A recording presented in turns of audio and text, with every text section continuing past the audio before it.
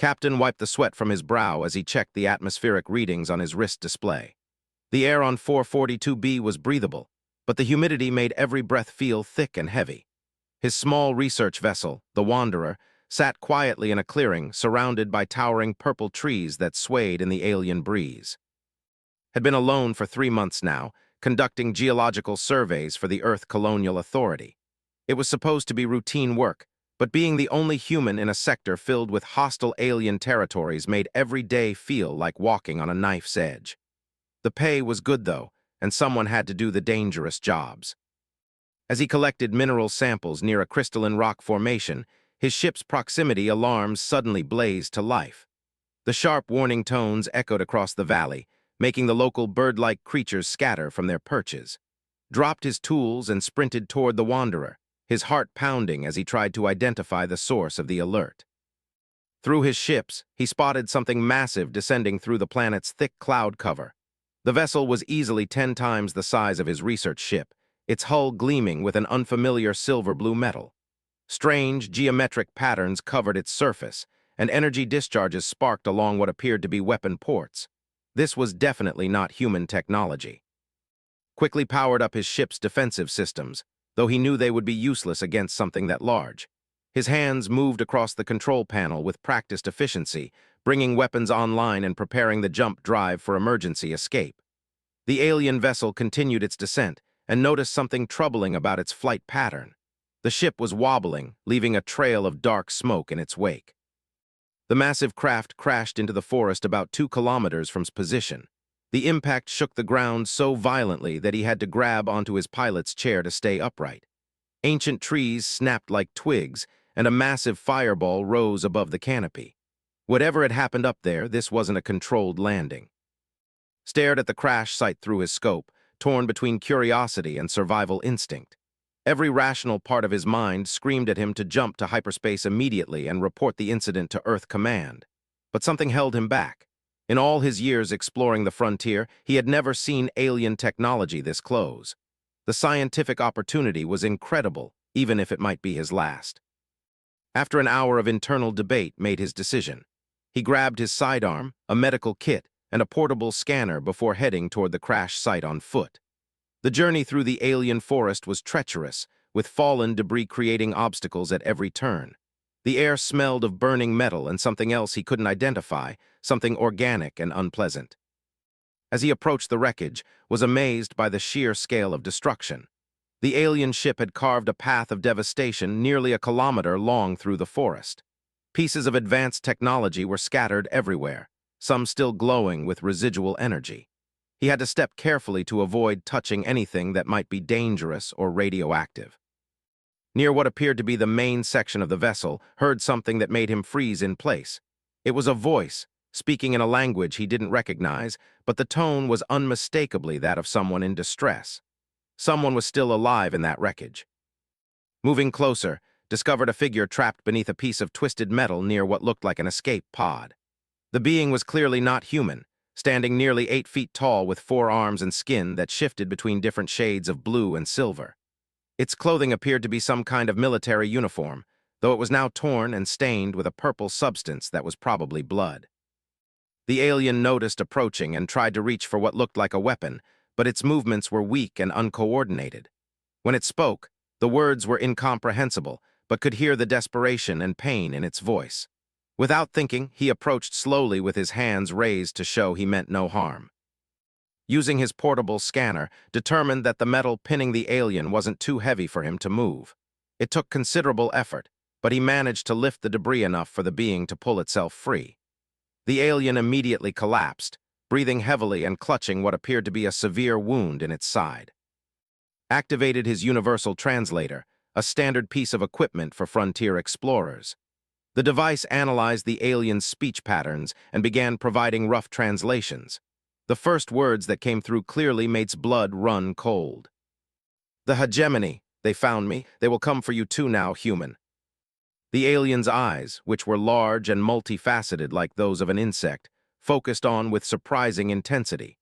Despite its obvious pain and exhaustion, there was something commanding about its presence. This was clearly a being accustomed to authority and respect. My name is General of the Resistance, the translator continued. I have been running from the galactic hegemony for 6 standard cycles. They destroyed my fleet, my world, and everyone I commanded. I am the last of my kind. Felt a chill as he processed this information. The galactic hegemony was something Earth's intelligence services had only heard rumors about, a vast alien empire that supposedly controlled thousands of star systems. If this general was telling the truth, then had just stumbled into something far bigger and more dangerous than a simple first contact scenario. "Why should I trust you?" asked, keeping his weapon ready but not pointing it directly at the alien. "How do I know you're not the aggressor here?" General made a sound that the translator interpreted as bitter laughter. "Because, human, if I were working for the hegemony, your species would already be extinct. They do not negotiate, they do not show mercy, and they certainly do not leave potential threats alive to develop space travel." The alien struggled to sit up, wincing with each movement. "I have been monitoring your species for some time now. Humans are interesting. You show promise that reminds me of my own people before the hegemony found us. Independent, resourceful, stubborn to a fault. These qualities will serve you well in what is coming." Lowered his weapon slightly. "What's coming? What does the hegemony want with Earth?" "The same thing they want with every developing civilization," replied grimly. "Complete subjugation or total annihilation. Your species has perhaps 5 of your years before they arrive in force. The advanced scouts are probably already watching your outer colonies." As if summoned by the general's words, his communication device suddenly crackled to life with an emergency broadcast from Earth Command. The message was fragmented and filled with static, but he caught enough to understand that several human colonies had gone dark in the past week. Ships had been dispatched to investigate, but none had returned. General noticed expression change as he listened to the transmission. "It has already begun, hasn't it? The hegemony moves faster than I anticipated. Your people are in grave danger, human, but there may still be hope." The alien reached into a pocket of its torn uniform and pulled out a small crystalline device that pulsed with internal light. "This contains the complete tactical database of hegemony forces, their weapon specifications, their strategic doctrines, and most importantly, their weaknesses. Information that cost me everything to acquire." Stared at the device, understanding the implications of what was being offered. This could be the key to humanity's survival, but it also meant accepting that Earth was about to face a threat unlike anything in human history. "Why would you give this to me?" asked. "What do you want in return?" General's expression grew serious, and when the translator rendered its next words, felt his world shift completely. "I want you to help me kill the hegemony's supreme commander," the alien said. "And in return, I will teach your species how to fight a war against an empire that spans half the galaxy." The forest around them seemed to grow quiet as the weight of the proposal settled between them. Looked at the alien general, at the device containing humanity's potential salvation, and at the smoke rising from the crashed ship that represented the end of one war and possibly the beginning of another. In the distance, he could hear the sound of approaching engines. Whether they belonged to human rescue ships or hegemony hunters, realized that his simple geological survey mission had just become the most important moment in human history. The choice he made in the next few minutes would determine whether humanity joined the ranks of free civilizations fighting against tyranny, or became another footnote in the hegemony's long list of conquered worlds. General struggled to stand, using a piece of wreckage for support. "Choose quickly, human. My hunters are persistent, and they will not distinguish between friend and enemy when they arrive. If you take that device, there will be no going back to your peaceful existence. But if you leave it here, your species will face the hegemony alone and unprepared." Picked up the crystalline device, feeling its surprising warmth against his palm. As he did, he noticed that General's expression showed what might have been relief, or perhaps respect. The alien had just entrusted humanity's fate to a single human geologist who had been in the wrong place at exactly the right time. The sound of engines was getting closer now, and could see lights moving through the forest canopy. Time was running out for both of them. "If we're going to do this," said, helping the wounded general toward his ship, "we need to get off this planet immediately. My ship has a medical bay and enough supplies to get us to safe space, but I want to know everything about what we're up against." As they made their way through the wreckage toward the Wanderer, General began to speak about the true nature of the galactic hegemony. and realized that everything humanity thought it knew about the universe was about to change forever. 3 days after escaping, 442B found himself staring at holographic displays showing tactical information that made his head spin. The Wanderer was hidden in an asteroid field in the Vega system, its passive sensors monitoring space traffic, while General recovered from his injuries in the ship's medical bay. The alien general had proven to be a wealth of information about the galactic hegemony, but each revelation made humanity's situation seem more hopeless.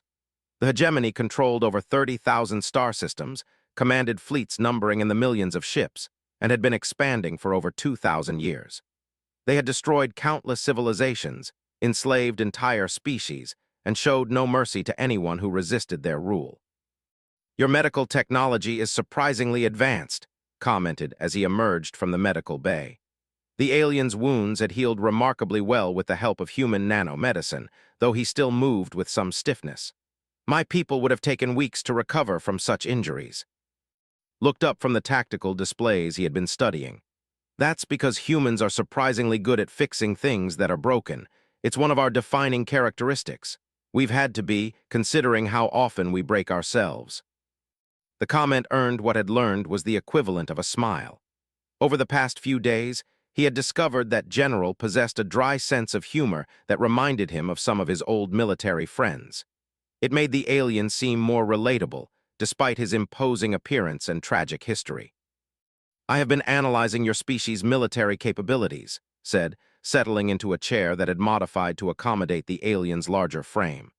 "Your weapons technology is crude by hegemony standards, but your tactical thinking is innovative. You approach warfare in ways that would never occur to most galactic civilizations." Frowned, "Is that good or bad?" "It is potentially revolutionary," the general replied. "The hegemony has defeated thousands of species, but they all fought in predictable ways. They had honor codes, they followed established tactical doctrines, they respected certain boundaries even in war. Humans appear to have no such limitations." The alien activated a holographic display showing battle footage from various human conflicts. Watched uncomfortably as scenes of guerrilla warfare, suicide attacks, and total war strategies played out in the air between them. "Your species wages war with a brutality and creativity that would shock most galactic civilizations," continued. "You use deception as a primary weapon. You target supply lines and civilian infrastructure. You fight asymmetric campaigns against superior forces and somehow emerge victorious. These are not necessarily admirable traits, but they may be exactly what is needed to defeat the hegemony." Felt a mixture of pride and shame as he watched the displays. Humans had indeed proven themselves to be exceptional at warfare, but it wasn't something he particularly wanted to be known for across the galaxy.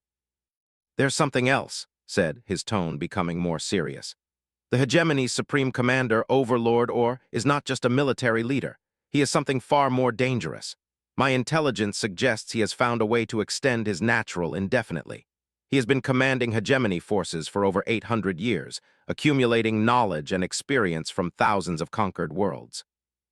The general paused and could see something like fear in the alien's multifaceted eyes. "Or doesn't just defeat his enemies militarily. He studies them, learns their psychology, and then destroys them in ways specifically designed to break their spirit. The conquest of my took only 3 days, but spent months afterwards systematically erasing every trace of culture and history. He wanted to ensure that future generations would never even know we existed."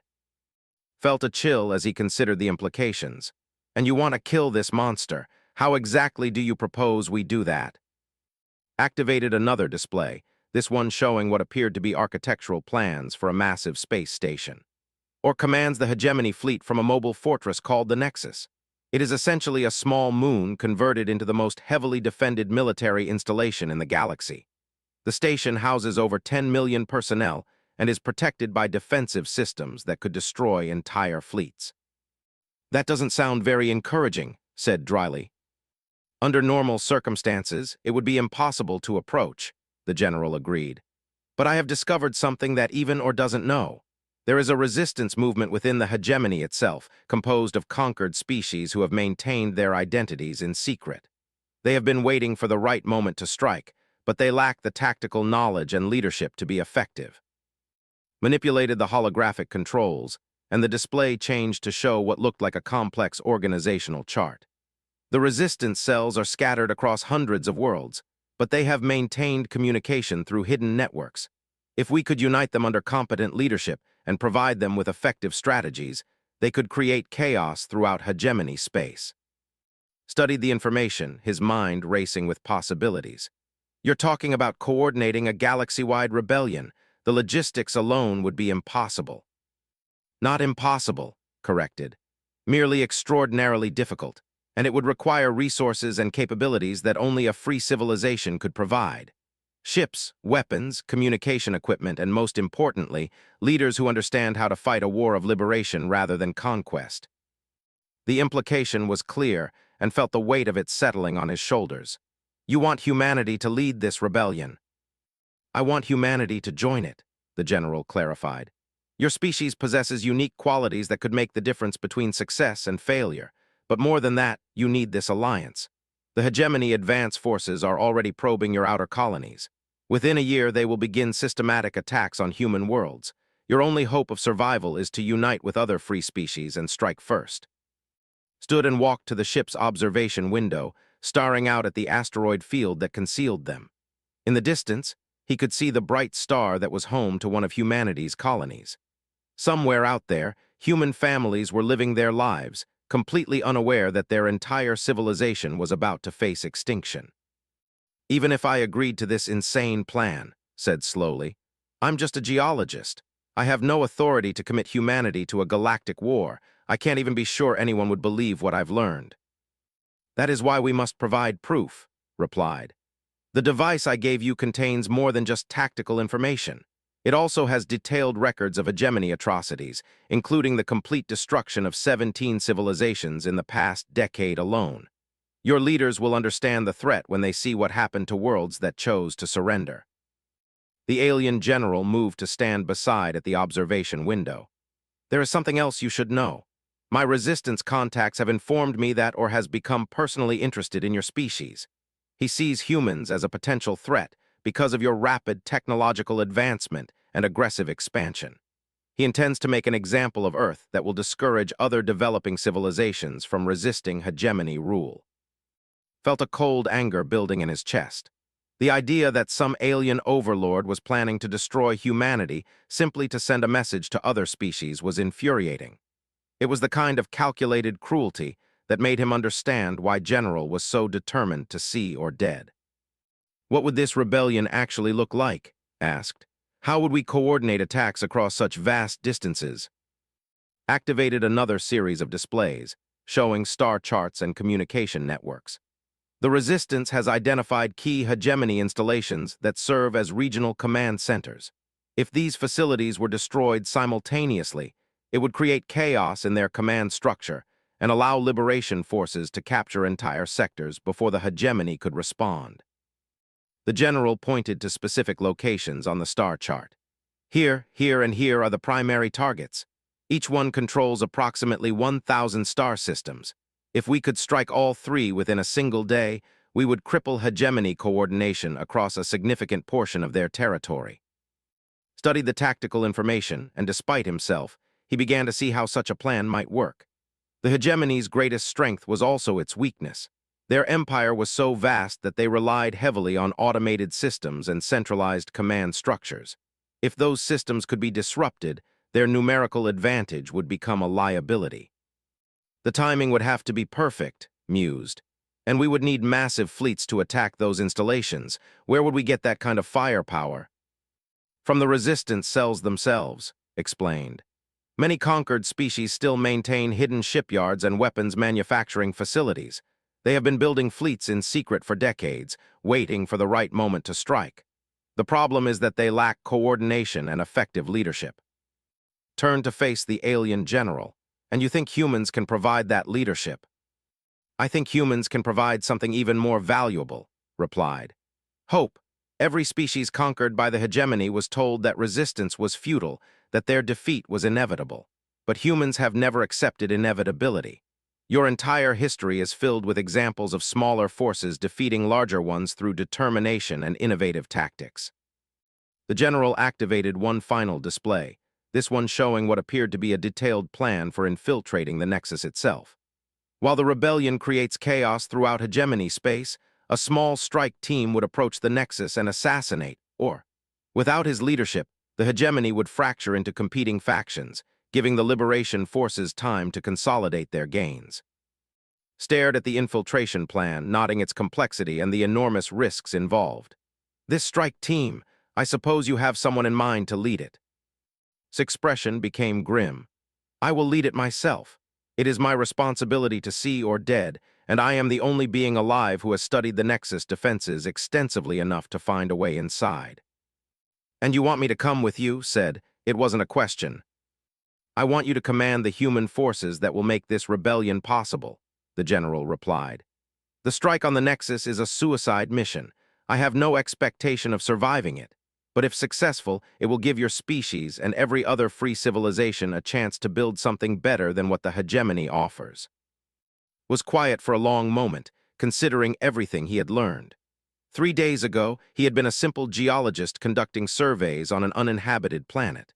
Now he was being asked to help coordinate a galaxy-wide rebellion against the most powerful empire in known space. There's one thing I don't understand, said finally. Why me? Why trust a human you've known for less than a week with information that could change the course of galactic history? General was quiet for a moment before responding. Because when you found me trapped in that wreckage, you could have taken the intelligence device and left me to die. Instead, you risked your life to save someone you had never met, despite knowing it could bring the hegemony's attention down on your entire species. That kind of moral courage is exactly what the galaxy needs right now. The alien turned to face directly. I have spent 6 years running from the hegemony, watching helplessly as they conquered world after world. I have seen the best and worst of dozens of species, and I can tell you that humans possess something special. You have the ability to see beyond your own immediate survival and fight for principles that transcend self-interest. Felt the weight of responsibility settling on his shoulders like a heavy cloak. Everything was saying made sense, but the scale of what was being proposed was overwhelming. How could humanity, barely a century into space travel, lead a rebellion against an empire that had dominated the galaxy for? I'll need to contact Earth Command, said finally. If we're going to do this, humanity needs to be united and prepared. We can't fight a galactic war with survey ships and mining vessels. General nodded approvingly. I have already prepared a complete intelligence package for your leaders. The information includes tactical assessments, resistance contact protocols, and detailed plans for the initial phase of the rebellion. But remember, time is not on our side.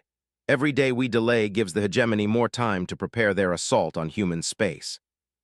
As if summoned by the general's words, long-range communication systems suddenly activated with an emergency priority signal from Earth. The message was brief but chilling.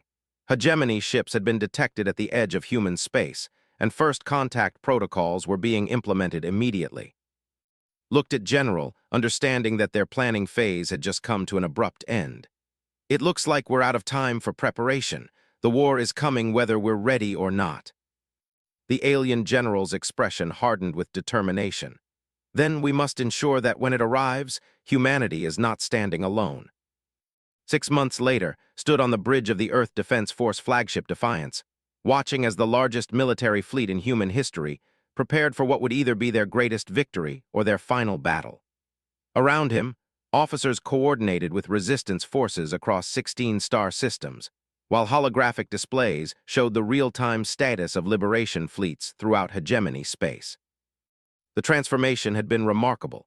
When first returned to Earth with General and the intelligence cache, many had dismissed their warnings as elaborate hoax or paranoid fantasy. But when hegemony advance scouts began destroying human colonies, skepticism quickly turned to desperate action. Humanity had united with a speed and determination that surprised even their alien allies. Status report from Sector 7, announced Commander Sarah, the tactical officer who had become's most trusted aide. The Resistance fleet has successfully captured the supply depot at Rigel Prime. They're reporting minimal casualties and significant intelligence gains. Nodded, feeling a mixture of pride and anxiety. The rebellion was proceeding better than anyone had dared hope. Resistance cells that had been dormant for decades were suddenly striking with coordinated precision, while human military advisors helped plan operations that would have been impossible without their unique tactical perspective. General approached from the communications station, his expression grave despite the positive reports coming in from across the galaxy. I have received confirmation from our contacts inside hegemony space. Overlord is mobilizing the core fleet. He intends to abandon the outer territories and consolidate his forces around the Nexus. Is that good news or bad news? Asked. Both, the general replied. It means our strategy is working.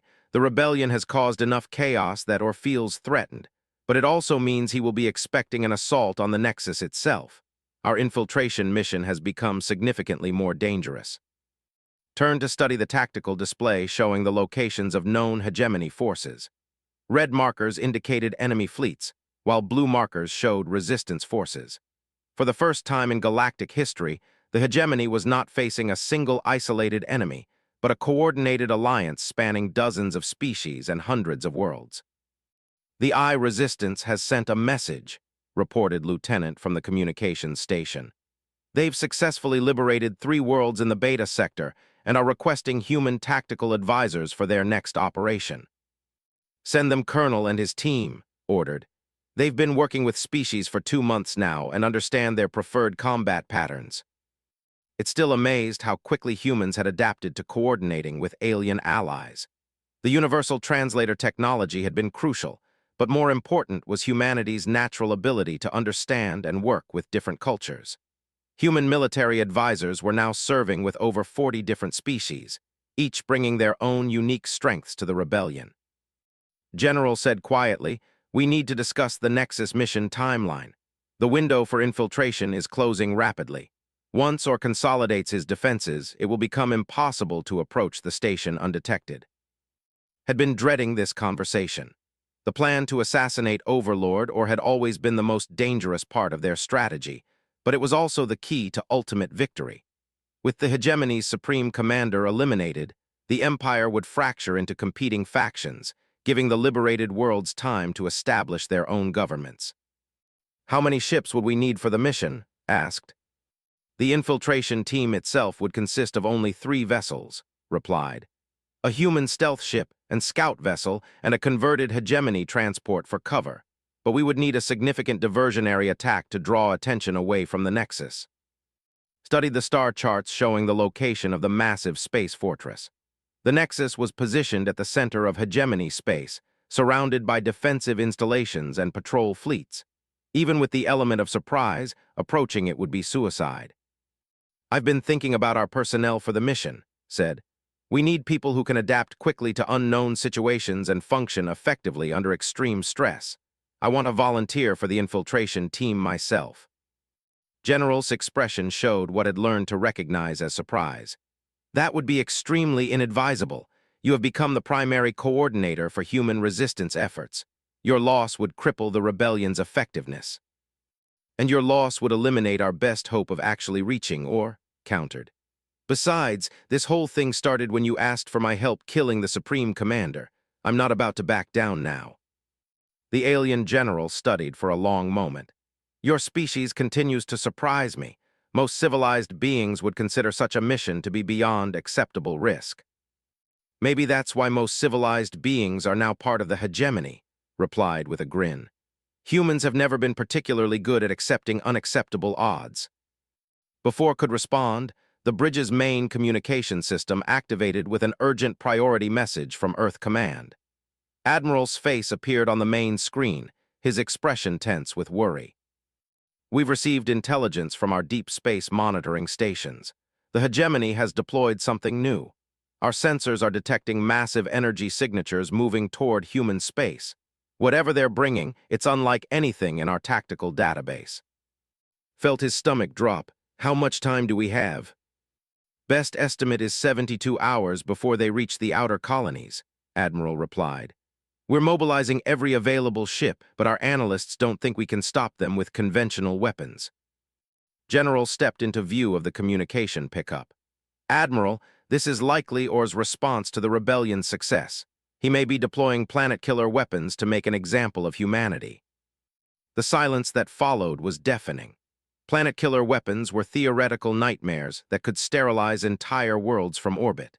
If the hegemony was willing to use such devices against human colonies, it meant they were more desperate than anyone had realized. "Then we accelerate our timeline," said decisively. "How quickly can we launch the Nexus infiltration mission?" Consulted a data pad. The ships could be ready within 12 hours, but the personnel preparations would take at least 2 days. The mission requires extensive psychological conditioning and equipment modifications. "We don't have 2 days," said grimly. "We launch in 12 hours with whoever is ready. If Or is escalating to planet killers, then our only hope is to eliminate him before he can deploy them against Earth itself." Admiral's expression grew grave. "You're talking about a suicide mission with minimal preparation. The odds of success would be virtually zero." "The odds of human survival are already virtually zero," replied. "At least this way we go down fighting instead of hiding." Over the next several hours, the bridge of the Defiance became a hub of frantic activity as preparations for the mission were accelerated. 3 volunteer crews were assembled, each consisting of humans and allied species members who had experience with hegemony technology. The ships were loaded with experimental weapons and modified to appear as damaged vessels fleeing from rebellion activity. Generals supervised the final preparations with the efficiency of someone who had spent decades planning for this moment. Despite the rushed timeline, every detail was carefully considered, from backup communication protocols to emergency escape routes that probably wouldn't work. "The key to reaching Or," the general explained during the final briefing, "is understanding his psychology. He is supremely arrogant and believes himself to be intellectually superior to any potential enemy. This arrogance is both his greatest strength and his critical weakness." Studied the detailed plans of the Nexus interior that had somehow acquired. The space station was essentially a mobile city, with millions of inhabitants and defenses that could destroy entire fleets. Finding and eliminating one individual in such an environment would be like finding a specific grain of sand on a beach. "Once we're inside the station," continued, "we will have perhaps 30 minutes before security systems identify us as intruders. The Nexus has automated defenses that can seal sections and eliminate threats with lethal efficiency. Speed and stealth will be our only advantages." Captain, the pilot who would be commanding the human stealth ship, raised her hand.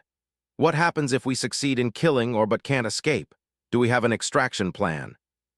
The question hung in the air for a moment before answered. "Captain, this is a one-way mission.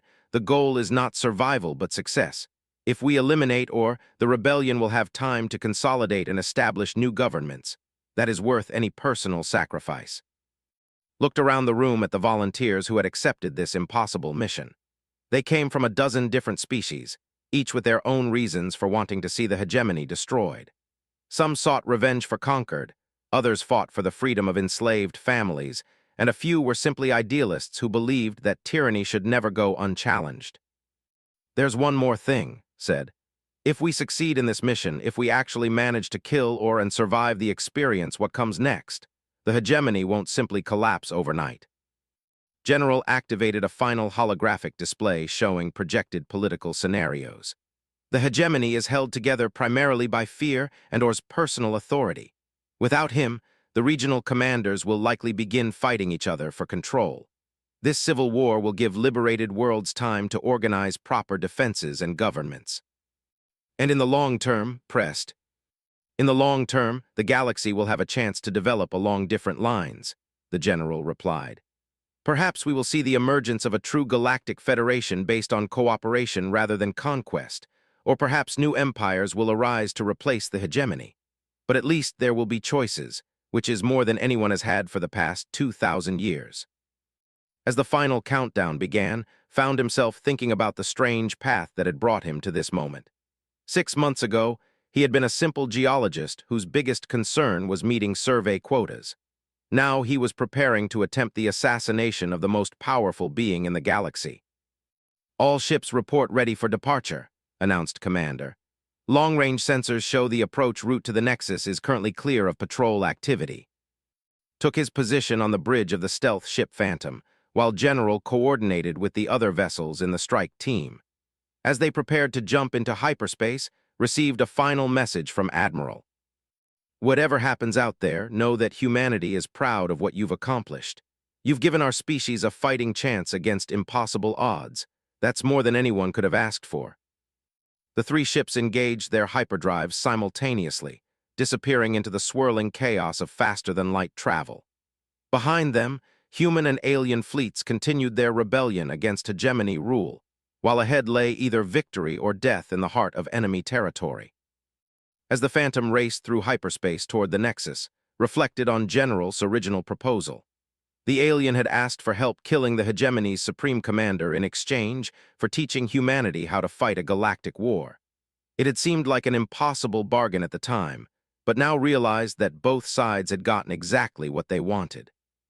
Humanity had learned to fight on a scale beyond their wildest imagination, uniting dozens of species in a rebellion that had already liberated hundreds of worlds. And soon, if their luck held, General would have his revenge against the tyrant who had destroyed everything he had ever loved. The mission that began with a simple proposal was about to reach its conclusion, one way or another. In a few hours, the galaxy would learn whether tyranny was truly eternal, or if freedom was worth fighting for regardless of the odds.